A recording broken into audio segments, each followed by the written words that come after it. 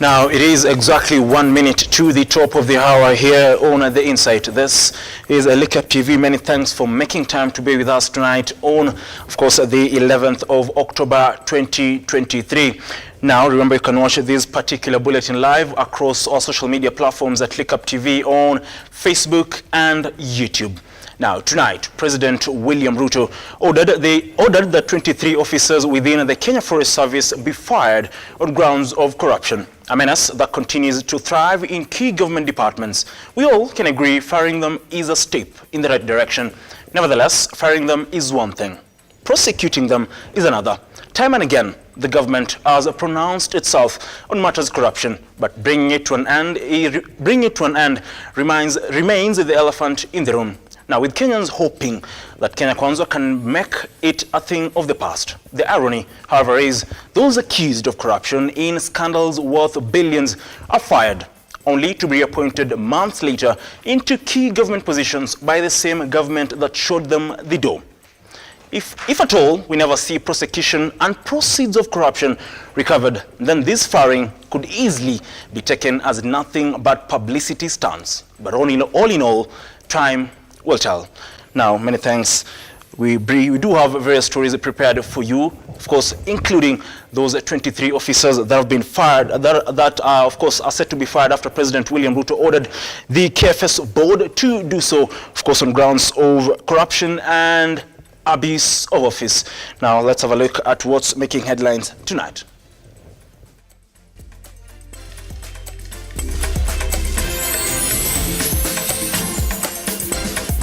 Tonight on The Insight, we have also, as an administration, made the decision that all administrative units, being sub-counties, divisions, locations and sub-locations that were already gazetted by past administrations, we have made the decision to operationalize them.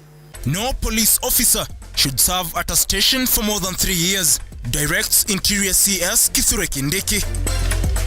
We will not allow the few people engaged in criminal activity to deny us the opportunity to exploit our commercial forests. President William RUTO orders the Kenya Forest Service to fire 23 officers over alleged graft. And journalists urged to promote and protect girl voices as the world marks Day of the Girl Child. Now, welcome to the program. I am Ian Keitani, and our sign language interpreter is Josephine Auke. Now, police officers who will resist transfers from the National Police Service will cease receiving their salaries. Now, this is according to Interior Cabinet Secretary Kindiki, who appeared before the Senate today morning. Kindiki ordered the National Police Service to effect the transfer of police officers who served in one area for more than 3 years in a bid to counter corruption. National administration sets in place mechanisms to improve service delivery and counter crime and corruption within its ranks. Officers will now not serve in the same jurisdiction for more than 3 years. It has now been decided that going forward, no officer who has served for more than 3 years should remain in the station they are serving. We have given the police command a maximum of 60 days to make sure that all officers countrywide who have stayed for more than 3 years, not 5, must be transferred. Additionally, Kindiki warned that any officer who will resist any transfer will face the consequences, top among them ceasing to receive their monthly dues. The directive by the government is that any officer after the 60 days who continues to resist or for whatever reason does not move to a new station, the salary will be stopped. It is that serious. And for those doing sensitive operations, normally we move them after 1 year because the kinetic work and operations they engage in are extremely demanding.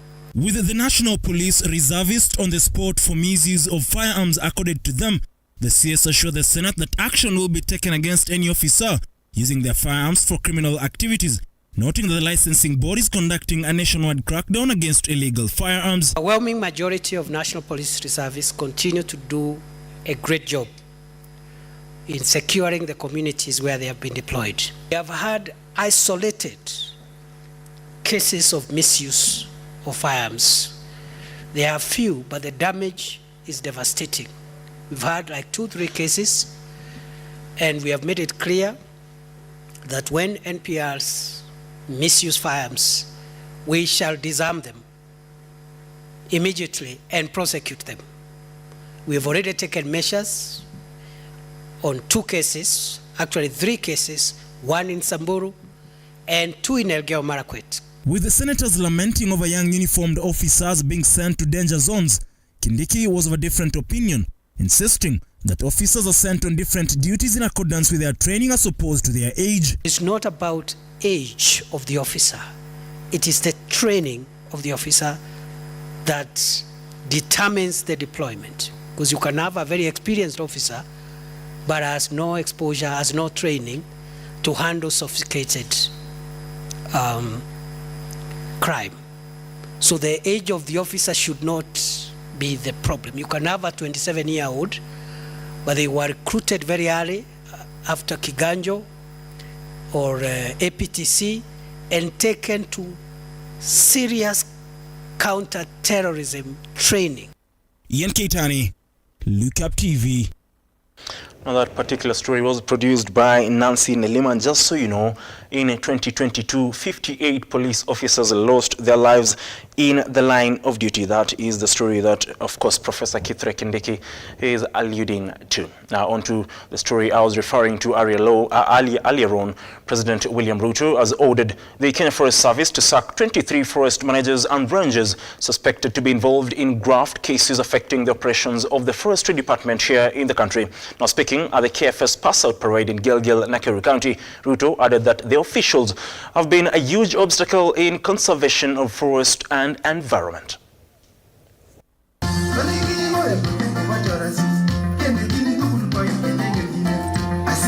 In efforts to curb corruption in different sectors, President William Ruto ordered for dismissal of 23 forest managers and rangers suspected to be involved in graft cases and destruction of forests.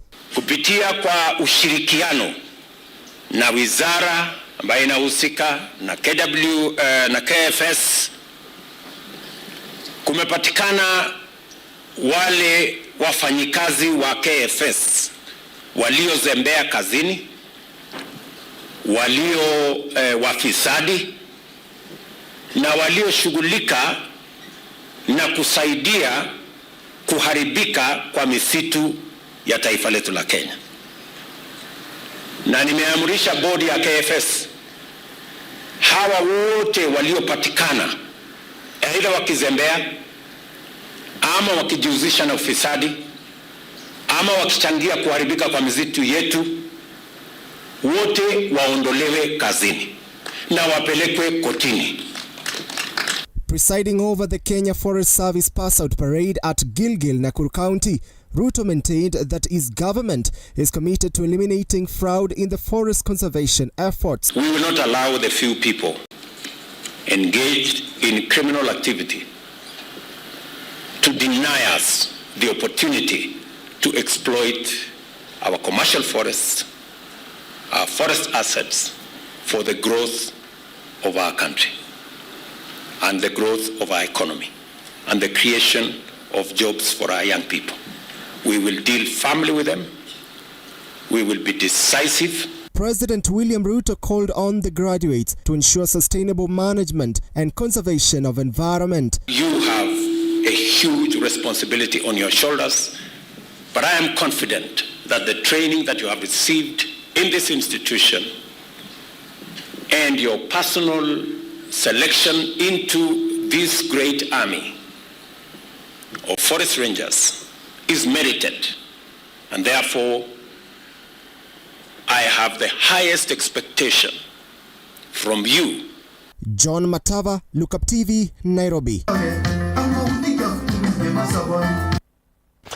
Many thanks, John Matava, for that particular story. Moving forward, as the world marks International Day of the Girl Child, journalists have been called upon to amplify voices of women and girls by highlighting the challenges they are facing. Access to sanitary pads, better education and equal opportunities are some of the things that have been cited as challenges still affecting the girl child. To mark the day, journalists for human rights, Elder Media and Girls' Rights Engagement Roundtable seeking to promote and protect girls' voices and rights through the media.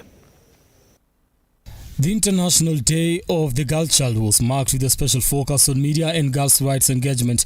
The Canadian High Commission in Kenya partnered with Journalists for Human Rights for a roundtable discussion on promoting and protecting girls' voices and rights through media. This year's theme is Invest in Girls' Rights, Our Leadership, Our Well-being.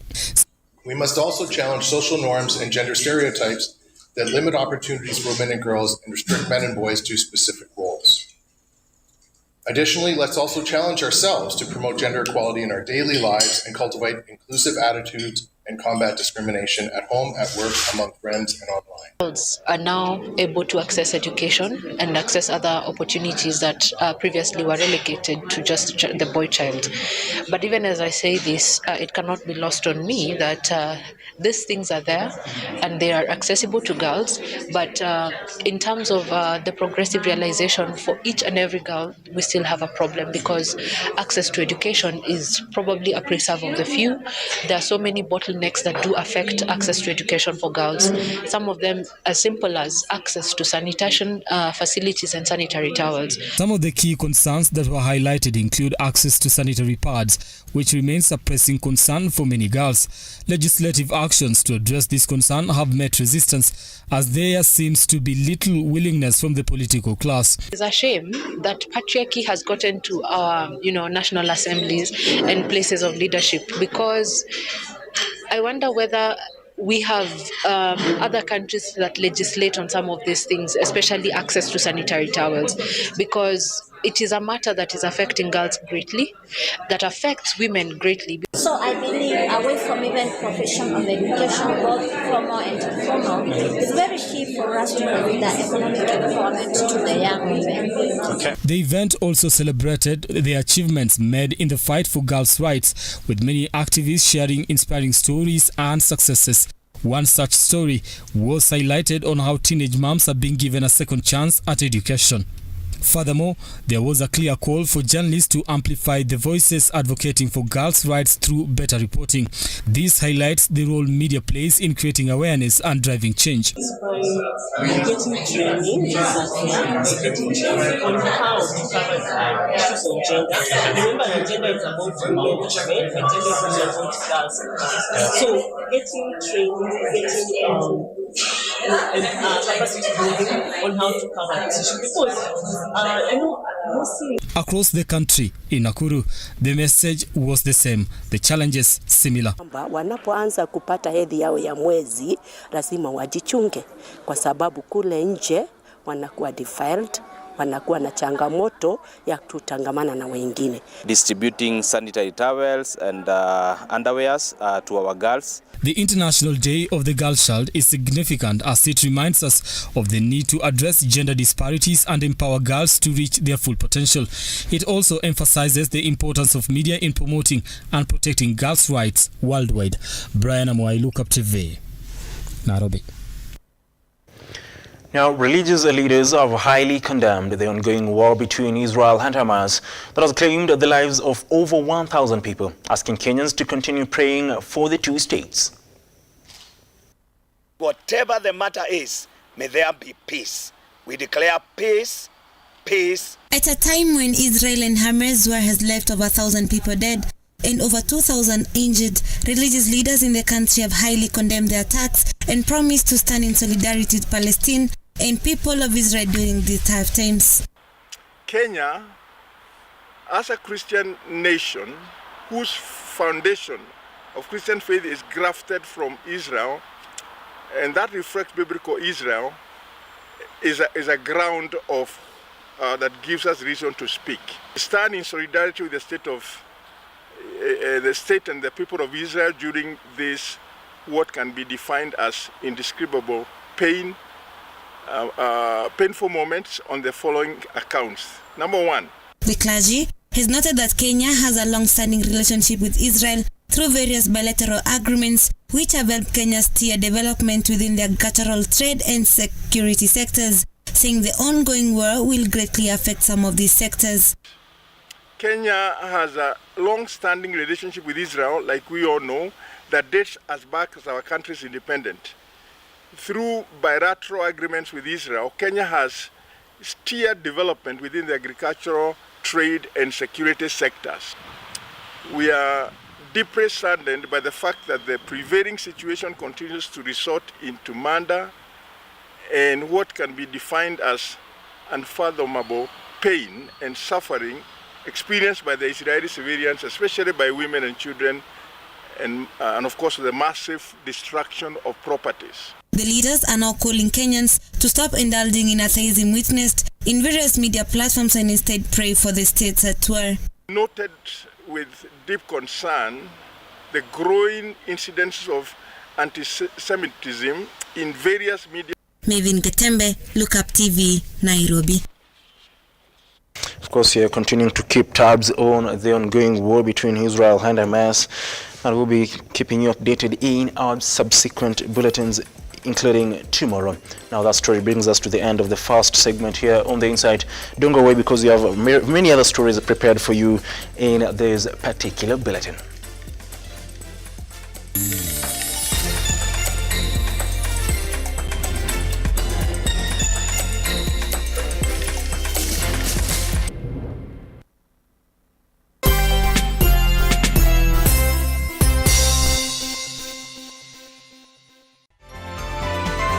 Infinity Industrial Park is one of the largest private industrial parks located along Eastern Bypass, Nairobi, which provides modern infrastructure for smooth operations for industries and business enterprises. Infinity Industrial Park offers world-class amenities and facilities with wide roads, a police station, a power substation, fire station, public transport stage, hospital and shopping mall. In addition, Infinity Industrial Park also offers CCTV cameras, 24-hour private armed security patrol, sewer, water, fiber optic cable and 3-phase power connection, added to public utility, canteen and dining areas. Sail on the golden opportunity to invest in Infinity Industrial Park fully serviced warehouses at a special price of 3,569 Kenyan shillings per square foot. For more inquiries, visit our website infinityindustrialpark.com.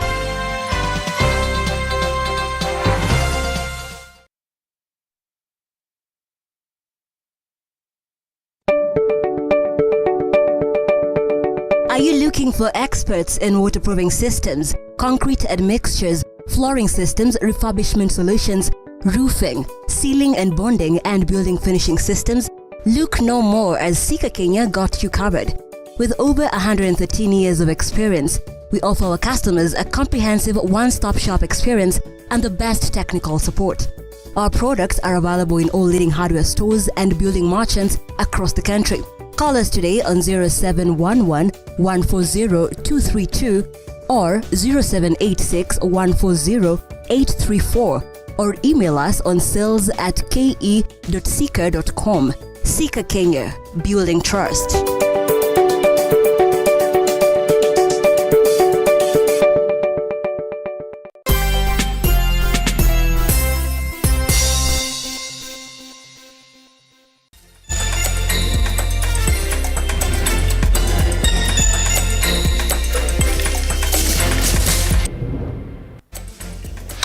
Many thanks for staying with us. We continue with matters of security. And the Interior Principal Secretary Raymond Omolo has stated that the government is focused on ensuring a visible change in national government administrative officers. Now speaking during the REOrientation Program for RCS and CCS at the Kenya Scale of Government in Lower Kabete, Omolo noted that the officers should be empowered with the tools and insights they need to excel in their roles. In efforts to ensure efficient service delivery to its citizens through the regional and county commissioners, Interior Ministry PS Raymond Omolo led the opening of an orientation program at Kenya School of Government at Kabete in Nairobi. A visible change in Gaos, and as such, it is imperative that we empower our officers with the tools and insights they need to excel in their roles. This is the purpose of this reorientation program, and its objectives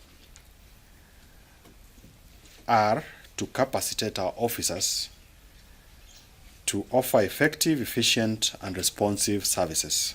Omolo stated that the national government administrative officers must ensure that every interaction with Mwananchi is marked by timelines, credibility, and a genuine understanding to the needs and concerns of respective jurisdictions. As RCs and county commissioners, you are chairs of the security and intelligence committees, but beyond that, you're basically coordinating government programs at your jurisdictions, whether it's at the counties or at the region.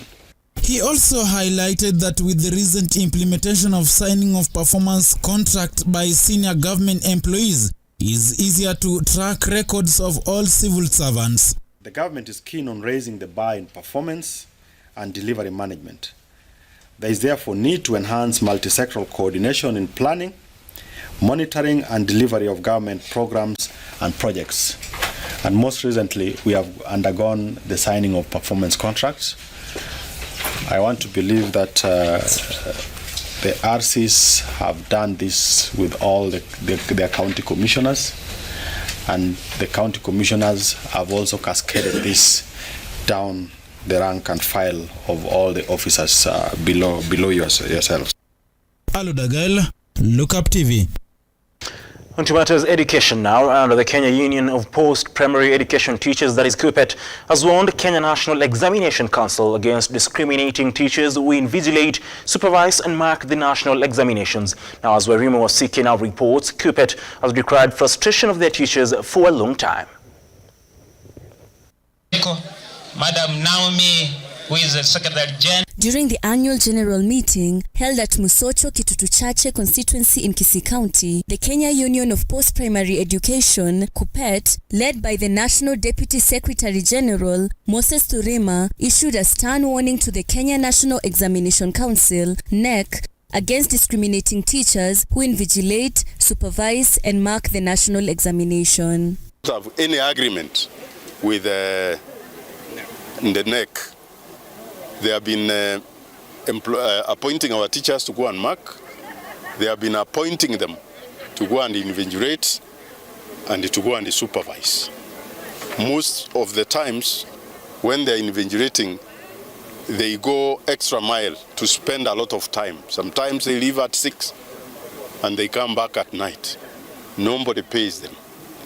The National Examination Council does not address the concept of equal pay. We are asking the teachers not to report to the centers before the National Examinations Council talk to us.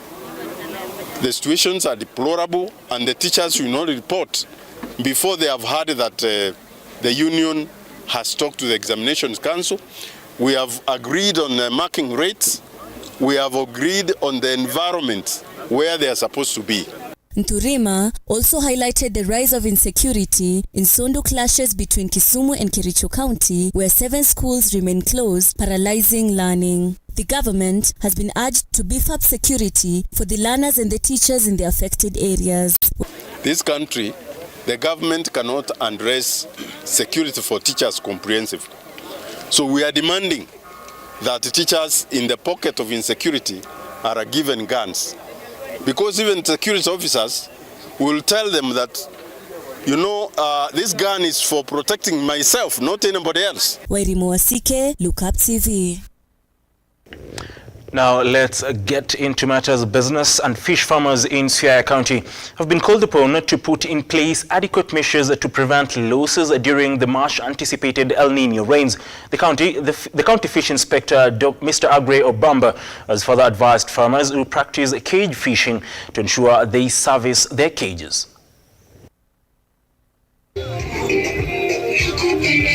As efforts to mitigate El Nino rains, the country continues to take shape. Fish farmers in Siaya County have been put on alert and advised to service their cages effectively before the rains. The floods that is now coming, the heavy downpour will be starting very early, and therefore we are advising the fish traders to start early so that they can finish early, because there are those people who are working on fresh fish. When they don't sell the fish by at least 4 of every day, then those fish may go into waste. In any case, they don't have any preservative intervention. So let them start early and finish up the work early so that they cannot encounter losses. Siaya County Fish Inspector Agri Obamba has advised those with fish ponds to secure them and prevent them from being swept away by floods which wreak havoc in the region. The beaches, I'm only warning them that they be cautious on how they land their boats, and also how they keep their documents and equipment inside the banda, because some of our beaches are getting filled by water up to the banda's level, and therefore that warning will really make them to be alert so that they can know what to do. Residents have further been urged to take precautionary measures, especially near beaches which are likely to flood. Janet Koech, Lookuptv, Nairobi. Now, the Sports Journalist Association of Kenya has awarded Kenya Shujaa speedster Patrick Odongo the Sports Person of the Month award following his well-played heroics that saw the Kenya Sevens team stand a spirited blitz box in the Africa Sevens meeting that was held in Harare, Zimbabwe. Now, Odongo won the hearts of sports lovers by opting to travel with the Kenyan team for the Olympics qualifiers despite losing his mum a week to the tournament. Interviews baadaye ama saa hii tu. Ngoja tu kidogo tupige picha 2-3 alafu fanye interview. Sawa? Rico tuangalie. Unajua alikuwa anataka kuongea tu. Finya ndani kidogo. Finya ndani. Patrick Odongo was the top scorer, joined of the rugby sevens for Kenya Rugby Sevens qualifiers in Zimbabwe. And by this he takes home obviously a personalized trophy.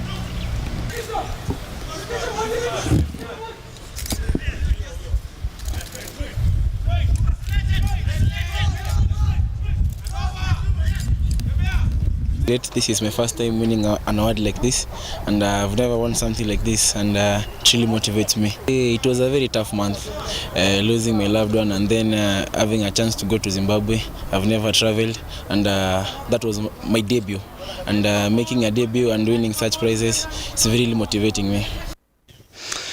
Indeed, a well-deserved award for Patrick Odongo.